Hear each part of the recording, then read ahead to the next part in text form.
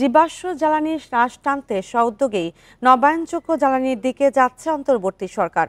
পরিবেশ উপদেষ্টা জানিয়েছে, খাত থেকেই 40% চাহিদা পূরণ সম্ভব, তাই আহ্বান করা হচ্ছে বিদেশি বিনিয়োগও।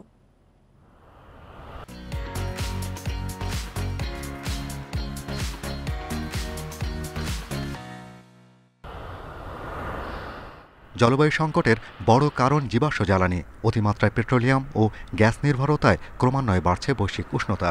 এ সংকট মোকাবেলায় প্রতি বছরই জলবায়ু সম্মেলনে একজোট হচ্ছেন ক্ষতিগ্রস্ত দেশের প্রতিনিধিরা। এবারের কপ সম্মেলনেও হালে পানি পায়নি তাদের দাবি। প্রাধান্য পেয়েছে তেল, গ্যাস ও কয়লাভিত্তিক প্রতিনিধিরা। মূল ভাগে ছিলেন টোটাল এনার্জি, গ্লেনকোর, সানকো, শেভরন থেকে শুরু করে জাপানের সুমিতোমোর সহ 1743 লবিস্ট।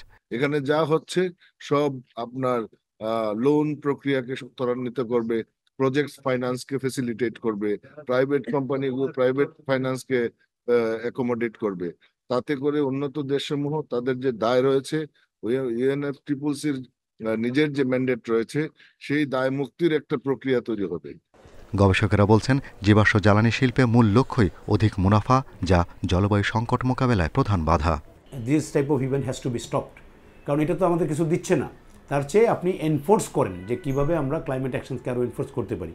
কিন্তু আমাদের দেশে সরকার বা যারা পলিসি নীতি নির্ধারক তারা যদি এখন থেকেই প্ল্যানিং করে না আগান, তাইলে হয়তো সামনের দিনগুলিতে আমাদের ভয়াবহ পরিণতি অপেক্ষা করছে, যেটা আমরা এখনো বুঝতে পারি না। এ প্রশ্নে পরিবেশ উপদেষ্টা বলছেন, জ্বালানি নীতি পর্যালোচনা করছে সরকার। জীবাশ্ম থেকে বেরিয়ে নবায়নযোগ্য জ্বালানির দিকে যাওয়ার পরিকল্পনা নেওয়া হয়েছে।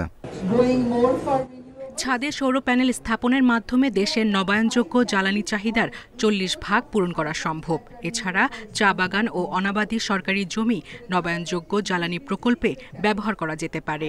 বাংলাদেশে সৌরশক্তি প্রকল্পে বিদেশি বিনিয়োগ উৎসাহিত করা হচ্ছে।